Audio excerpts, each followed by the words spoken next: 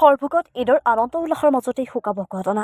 ঈদৰ দিনা আত্মীয় কাপোৰ উপহাৰ দিয়াৰ বাবেই বজাৰলৈ আহি তীব্ৰবেগী বাছৰ সৈতে দুৰ্ঘটনাত পতিত হৈ মৃত্যু চমেশ আলীৰ। আত্মীয়ৰ বাবে ঈদৰ উপহাৰ কিনিবলৈ বৰপেটা ৰোডলৈ আহিছিল মৃত চমেশ আলী।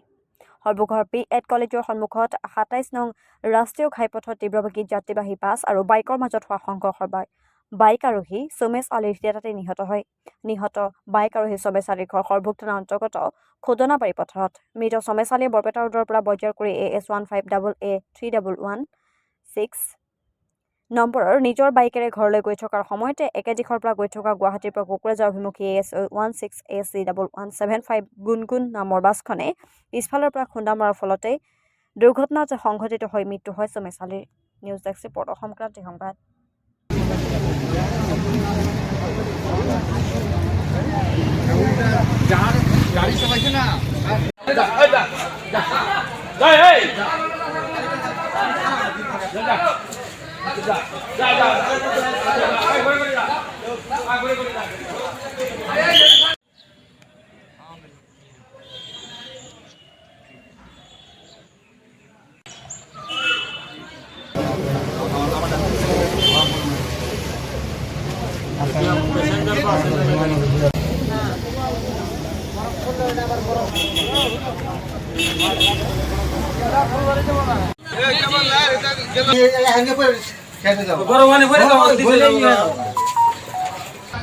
সুপাৰটো আৰু বাইকটো ৰোডৰ পৰা আহি আছে ইফালৰ পৰা।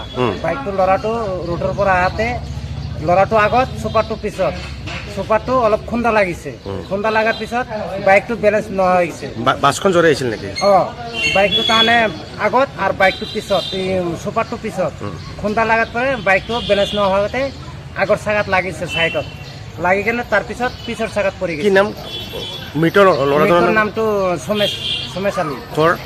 ঘৰ এইটো খোদনাবাৰী পাথাৰ। ঈদৰ মাজতে ক'ত গৈছিল? এই ৰোডত গৈছিল কিবা কামৰ কাৰণে। মানুহটো তাৰমানে বৰপেটা ৰোড গৈছিল।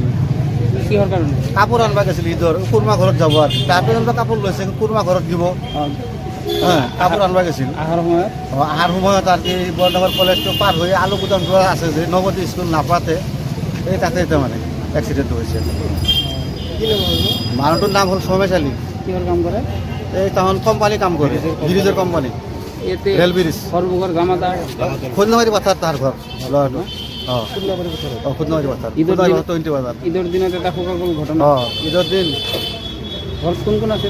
ঘৰত তাহাঁত দেউতা নাই, মা আছে, ডাঙৰ ভাই আছে, এটা সৰু ভাই আছে, তাৰ এটা সৰু বহিনী এটা আছে 8-9 বছৰ। বাছৰ লগত? বাছৰ লগতে তাহন এক্সিডেণ্ট হৈ মৰলাক। ইয়াৰ নিজা গাড়ী না? বাইকটো তাহাঁত নিজা গাড়ী। কাপোৰ আনবা? কাপোৰ আনবা গৈছিল বৰপেটাৰ কুৰমা ঘৰত দিব বুলি।